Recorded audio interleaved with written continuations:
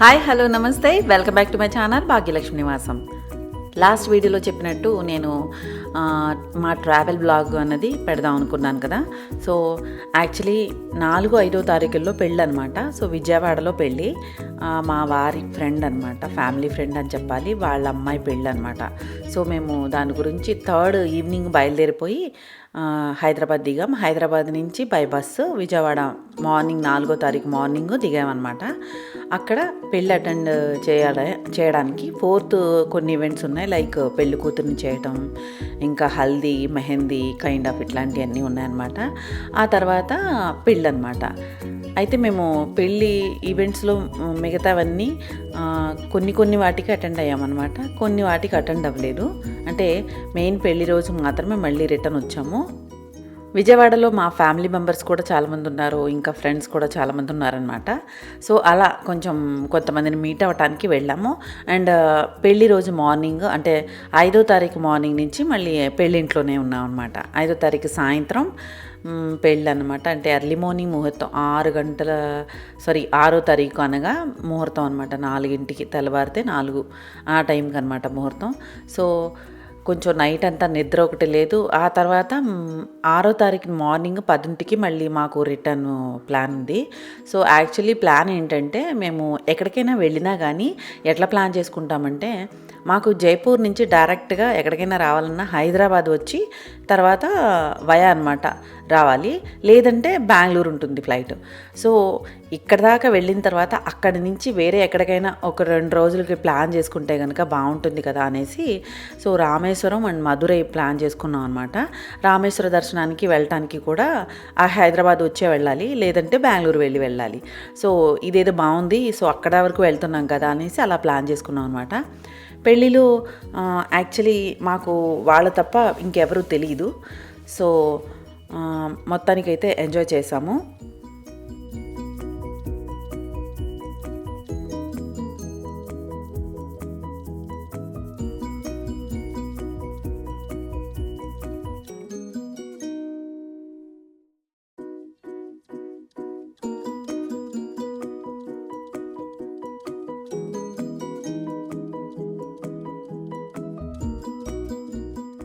So మళ్ళీ పెళ్ళి అంతా అయిపోయిన తర్వాత అందరికీ బాయ్ చెప్పేసి రామేశ్వరానికి బయలుదేరాం. విజయవాడ నుంచి డైరెక్ట్గా మేము బెంగళూరు ఫ్లైట్ తీసుకుని బెంగళూరు నుంచి మధురై వచ్చామన్నమాట. మధురై నుంచి బై కారు రామేశ్వరం వెళ్ళాం. 180 కిలోమీటర్స్ దూరం అనమాట దీనికి. సో డైరెక్ట్గా మేము ఇంకా రామేశ్వరంకి వెళ్ళిపోయి ఫస్ట్ రామేశ్వరంలో సాయంత్రం అయిపోయింది మేము వెళ్ళేసరికి. 180 కిలోమీటర్స్ అయినా కానీ చాలా ఎక్కువ ట్రాఫిక్ ఉన్న రోడ్ ఉంటుంది, 1 వే రోడ్ కాదనమాట అది. సో దాని గురించి కొంచెం స్లోగానే ఉంటుంది. జర్నీ అంతా బాగానే జరిగింది. అక్కడికి వెళ్ళిన తర్వాత ఈవినింగ్ అయిపోయేసరికి మేము ఏం చేసామంటే, నేను కాశీ వెళ్ళాం కదా, మేము వారణాసి వెళ్ళాం కదా లాస్ట్ హోలీ టైంకి. సో అక్కడి నుంచి గంగా తీసుకొచ్చానమాట నేను. ఆ గంగకి పూజ చేసి ఇంకా శివయ్యకి అభిషేకించడానికి ఇద్దాము అన్న ఉద్దేశంతో నేను ఇక్కడి నుంచి తీసుకెళ్ళాను అనమాట ఒక బాటిల్లో. సో ఆ గంగకి పూజ అది చేయించుకున్నాం. మా వారికి తెలిసిన వాళ్ళు కొంతమంది ఉన్నారు, దాని గురించి మాకు కొంచెం మంచిగా దర్శనం అది అయిందని చెప్పాలి. వాలంటీర్ అది కూడా బాగా కుదిరారనమాట. సో వాళ్ళ త్రూ మాకు దర్శనం అది కూడా చాలా బాగా జరిగింది. వాలంటీర్ ఎలా అంటే మా వారికి తెలిసిన వాళ్ళు చెప్పారనమాట, చెప్పించడం వలన కొంచెం బాగా అయిందనమాట. దాని గురించి పంతులు అది కూడా ముందే, మేము పంతులు గారి గురించి అది కూడా ముందే మాట్లాడేసుకున్నాం కాబట్టి ఆ వాలంటీర్ త్రూ. సో దాని గురించి పూజ అంతా కూడా బాగా జరిగింది. ఆ పూజ అయిపోయిన తర్వాత ఎర్లీ మార్నింగ్కి యాక్చువల్లీ స్ఫటికలింగ దర్శనం ఉంటుందన్నమాట. ఎర్లీ మార్నింగ్ అంటే మేము 3:30 కల్లా బయలుదేరి స్ఫటికలింగ దర్శనానికి స్నానం చేసేసి వెళ్ళామన్నమాట. 4:30 నుంచి ఇంకా గేట్స్ ఓపెన్ చేస్తారు. యాక్చువల్లీ 3:33 నుంచే లైన్స్ చాలా ఉంటాయి. ఆ లైన్లో కూడా అంటే క్యూ ఉంటుంది కదా, ఆ క్యూలో కూడా ఎట్లా 50 రూపీస్ టికెట్ది ఒకటి, 200 రూపీస్ టికెట్ది ఒకటి ఉంటుందన్నమాట. సో మేము 200 రూపీస్ టికెట్ తీసుకొని క్యూలో నుంచున్నాం. 3:30కి నుంచుంటే 4:30కి గేట్ ఓపెన్ చేశారు. లోపలికి వెళ్ళి మనం కంటిన్యూ వెళ్తూ ఉంటే కనుక ఒక హాఫ్ అన్ అవర్ అయిపోతుంది. ఇంకా మనకి 5 అయిన తర్వాత ఆ క్యూని ముందుకి వెళ్ళనిస్తారనమాట. అంటే 5 నుంచి 6 వరకు 1 అవర్ మాత్రమే స్ఫటికలింగ దర్శనం ఉంటుంది మనకి. ఆయన కూడా చాలా చిన్నగా, ఇంత చిన్నగా ఉంటారనమాట, ఒక పాములో పెట్టేంత మూర్తి మాత్రమే ఉంటుంది. సో దర్శనం అయిపోయిన తర్వాత నేను యాక్చువల్లీ కుండు స్నానం అంటే 22 బావుల్లో స్నానం చేస్తామో లేదో అంటే డౌట్గా ఉందన్నమాట. వాలంటీర్ అది మాకు సరిగ్గా చెప్పలేదు, మా వారితో అన్నారట కానీ అంత క్లియర్గా తెలియలేదు మాకు. సో నాకు అర్థం కాక నేను మామూలుగానే గుడికి వెళ్తాం కదా, సో తల స్నానం చేసేసి మంచిగా రెడీ అయ్యి దర్శనానికి వెళ్ళాము. బట్ అక్కడికి వెళ్ళిన తర్వాత కుండు స్నానాలు కూడా ఉంది, మీరు మళ్ళీ వెళ్ళి చేసిన తర్వాత చేంజ్ చేసుకురావాలి అని అన్నారు. మేము లక్కీలీ ఏంటంటే నార్త్ గేట్ దగ్గరలోనే హోటల్ బుక్ చేసుకున్నాము. సో ఈజీగా ఉందన్నమాట బై వాక్ వెళ్ళటానికి. దూరంగా ఉంటే మాత్రం తడి బట్టలతో వెళ్ళటం, అది కూడా ఆ చుట్టూ మొత్తం 4 గోడల గేట్ల చుట్టూ కూడా ఇంకా వెహికల్స్ ఏది ఉండదు, బ్యాటరీ ఆటోలు తప్ప. సో రిక్షాలు అట్లాంటివి తప్ప మామూలుగా అందరూ నడుచుకుంటూనే వెళ్తారు. సో కొంచెం లక్కీలీ మేము ఏం చేసామంటే దగ్గరలో బుక్ చేసుకోవడం వలన హోటల్ కొంచెం ఈజీగా అనిపించింది. సో 22 బావుల స్నానం కూడా వెంటనే మనకి వాలంటీర్ ఉంటే కనుక చాలా తొందరగా అవుతుందండి. లేదంటే మాత్రం అస్సలు మన మీద నీళ్లు పోసేవాళ్ళు కూడా ఉండరు. అటు వెళ్ళండి ఇటు వెళ్ళండి, మీ వాళ్ళు ఎవరు లేరా అంటారనమాట. అంటే ఎవరొకళ్ళు ఉండాలన్నమాట. ఇక్కడ స్నానం చేయించడానికి కూడా మనకంటూ ఒక వాలంటీర్ ఉంటే, అంటే నూతుల్లో నీళ్లు తోడటానికి ఒక మనిషి ఉంటే, ఆ మనిషి మనకి రిప్రజెంటేటివ్ అయి ఉంటే కనుక అతను నీళ్లు పోస్తాడు, లేదంటే నీళ్లు పోసేది ఉండదన్నమాట. సో అలా మొత్తం మీద 22 బావులు స్నానం చేసేసిన తర్వాత 23 ఇది అగ్నితీర్థం అనమాట. అగ్నితీర్థం అంటే సముద్రం, అక్కడ స్నానం చేయాలి. అక్కడ స్నానం చేసిన తర్వాత కొన్ని రిచువల్స్ ఏ ఉన్నాయి మా వారికి ఆల్రెడీ అతను చెప్పారంట పంతులు గారు. సో అది చేయడానికి అక్కడికి వెళ్ళాం అనమాట మేము. సో దర్శనానికి తర్వాత వెంటనే చేంజ్ చేసుకుని, అలా తడి బట్టలతో అయితే దర్శనం చేసుకోం కదా. సో వెంటనే మళ్ళీ నేను బట్టలు కూడా ఎట్లా పట్టుకెళ్ళాను, లెక్క పెట్టుకున్నట్టు పట్టుకెళ్ళాను అనమాట. సో దానివల్ల అంటే పెళ్ళికి వెళ్తున్నాం, దాని తోడు ఇవన్నీ కూడా అంటే కొంచెం క్యారీ చేయడం కూడా కష్టం కదా. సో ఆల్రెడీ ఒక శారీ తడిచిపోయింది. సో నెక్స్ట్ మీనాక్షి టెంపుల్కి వేసుకెళ్ళే శారీ నేను అదే రోజు మళ్ళీ మార్చుకుని వెళ్ళాను అనమాట. సో ఏం చేశాను, వెంటనే చేంజ్ చేసుకుని వెళ్ళి దర్శనానికి వెళ్ళి దర్శనం చేసుకొచ్చాం. లోపల ఫోను ఎక్కువ అలౌడ్ లేదండి. మిగతా అంటే కొన్ని చోట్ల వదిలేశారు. దేవుని దగ్గరికి వెళ్ళేసరికి ఇంకా మనకి ఆయనకి దూరం నుంచే దర్శనం ఉంటుంది. స్ఫటికలింగ దర్శనానికి లైన్ ఎక్కడి నుంచి అయితే పాస్ అవుతుందో సేమ్ రామనాథేశ్వర స్వామిని కూడా అక్కడి నుంచే లైన్ పాస్ అవుతుందన్నమాట. మాకు వాలంటీర్ ఉన్నాడు కాబట్టి కొంచెం స్పెషల్ దర్శనం లాగా ఆ దగ్గర నుంచి తీసుకెళ్ళి దర్శనం చేయించాడు. సో చాలా బాగా దర్శనం అయింది, చాలా బాగుంది.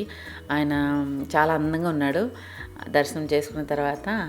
కానీ గుడిలో మాత్రం చాలా సఫోకేటింగ్గా ఉందండి. అంత దారుణంగా ఉందంటే వెదరు, అందులోనూ చాలా క్రౌడ్ ఎక్కువ ఉంది. సెలవులేమో కదా, సో అందుకని చాలా ఎక్కువ క్రౌడే ఉంది. అయినా లక్కీలీ మాకు వాలంటీరు ఇలా పంతులు గారు తెలిసిన వాళ్ళు ఉన్నారు కాబట్టి కొంచెం తొందరగానే అయింది. సో హాఫ్ అన్ అవర్లో 22 బావులు స్నానం అయిపోయింది. వెంటనే మేము ఇక్కడికి వచ్చేసాం. ఇక్కడ కూడా కొన్ని మా వారు ఆ రిచువల్స్ అన్నీ అన్నాను కదా, అట్లాంటివన్నీ చేసుకున్న తర్వాత మళ్ళీ వెంటనే మేము అక్కడికి వెళ్ళాం అనమాట. ధనుష్కోడికి బయలుదేరి వెళ్ళి అక్కడంతా కూడా చూసేసి, అక్కడికి మనకి శ్రీలంక 18 కిలోమీటర్స్ దూరమే ఉంటుందన్నమాట బార్డరు, మనకి అంత చివరిలోకి అనమాట. ఒక సైడ్ బంగాళాఖాతం, ఒక సైడ్ ఏమో హిందూ మహాసముద్రం. చాలా బాగుంటుంది చూడటానికి వ్యూ అంతా కూడా. సో అదంతా చూసి చక్కగా ఒక 10 నిమిషాలు అక్కడ ఎంజాయ్ చేసిన తర్వాత మిగతా ప్లేసులు కూడా చాలా ఉన్నాయండి అక్కడ రామేశ్వరంలో. శ్రీరాముడి టెంపుల్ ఒకటి ఉంటుంది. ఇంకా సీతమ్మ వారికి దాహం వేస్తే కనుక శ్రీరాముడు బాణంతో సముద్రం దగ్గరలోనే, నీళ్లు దొరకవు కదా, మంచినీళ్ళు దాహం తీర్చేంత మంచినీళ్ళు ఉండవు కదా అక్కడ. సో ఆయన బాణం వేసి తీస్తారట నీరు. అక్కడ కూడా వెళ్ళి చూసాం మేము. ఇంకా అబ్దుల్ కలాం గారి మెమోరియల్ చూసి వచ్చాం. అండ్ ఇంకా చాలా ప్లేసులు ఉన్నాయి. బట్ ఎక్కువ మేము ఊరికే వెళ్ళడానికి కూడా చాలా వేడిగా, హ్యూమిడిటీగా ఉందన్నమాట. సో చాలా తొందరగా చూసేసి ఇంకా మళ్ళీ రిటర్న్ బయలుదేరాం అనమాట.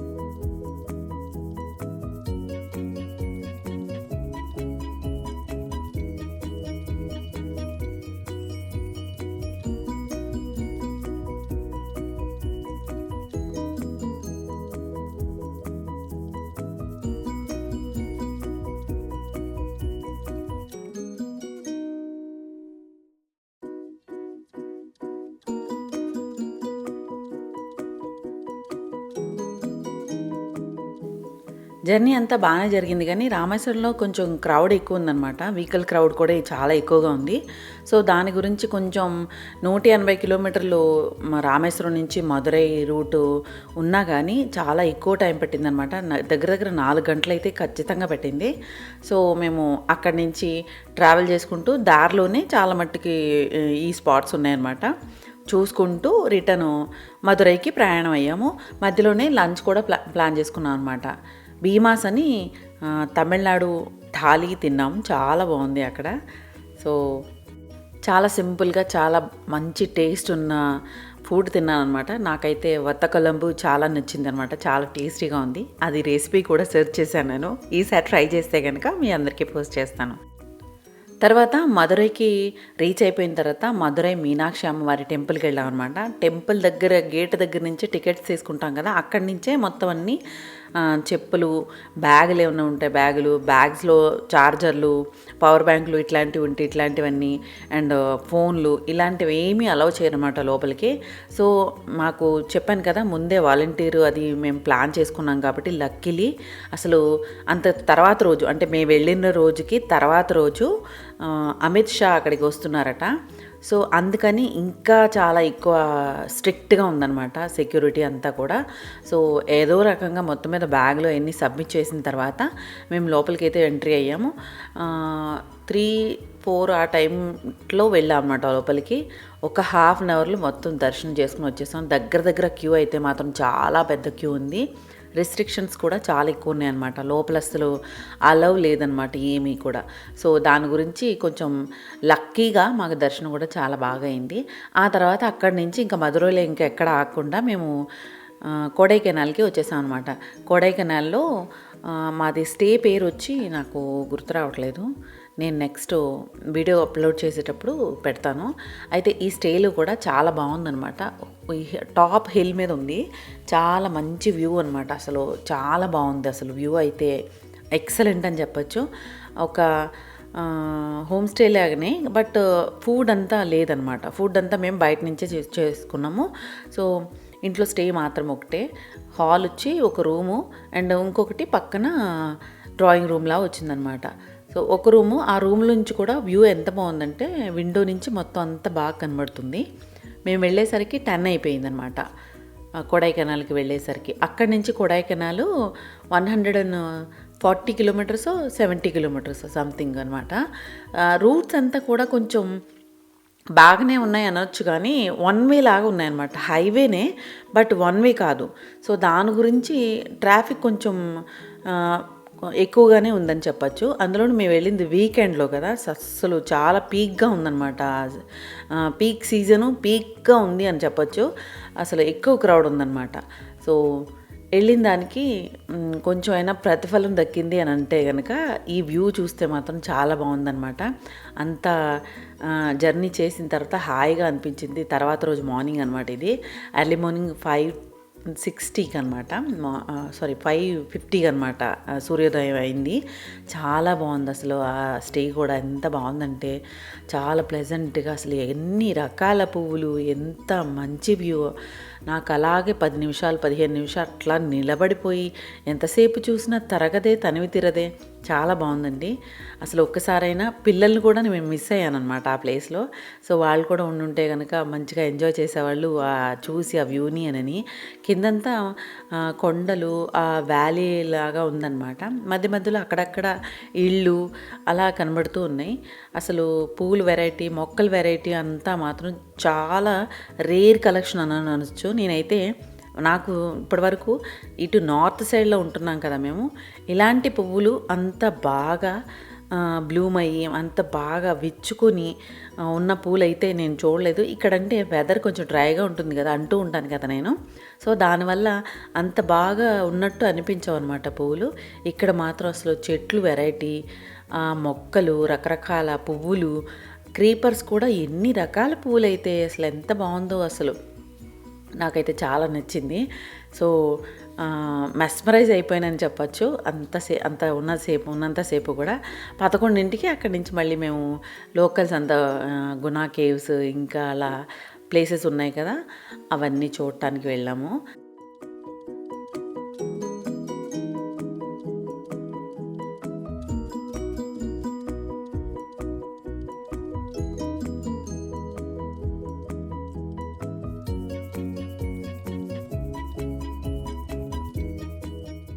ప్రాపర్టీ పేరు వచ్చి ఒనండాగా అంట.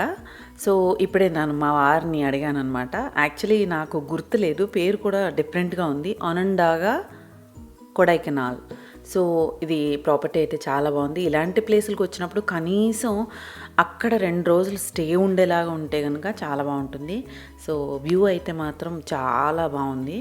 సో ఫుల్గా ఎంజాయ్ చేసామని చెప్పచ్చు. ఉన్న టైం కూడా స్పెండ్ చేసాం మేము అక్కడ.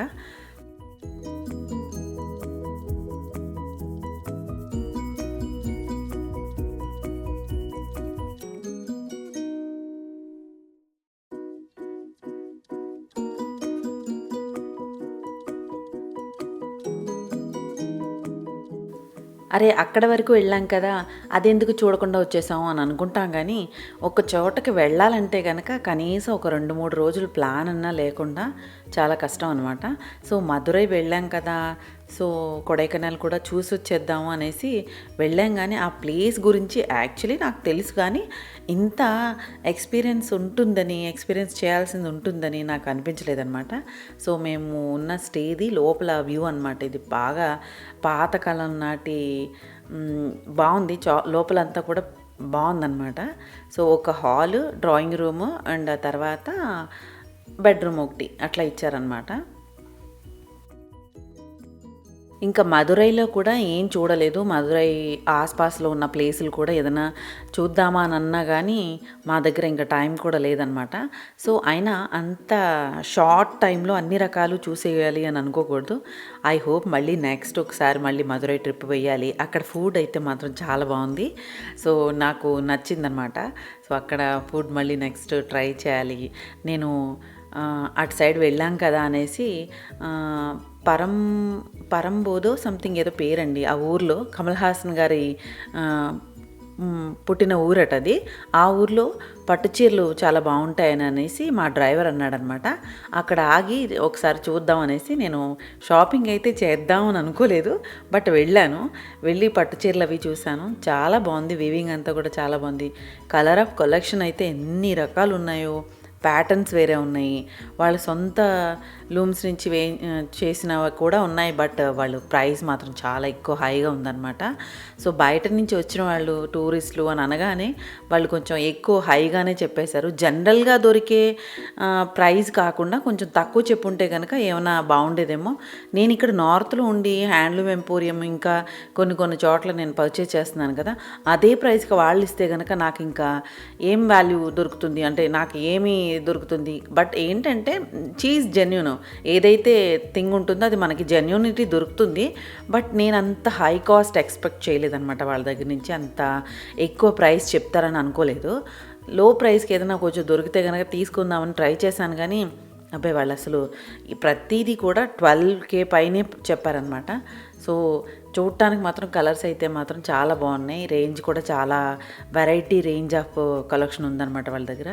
నచ్చిని చాలా మట్టుకు 2-3 చీరలు అయితే తీసి పక్కన పెట్టేశాను, టపా కలర్స్ అవి లేనివి.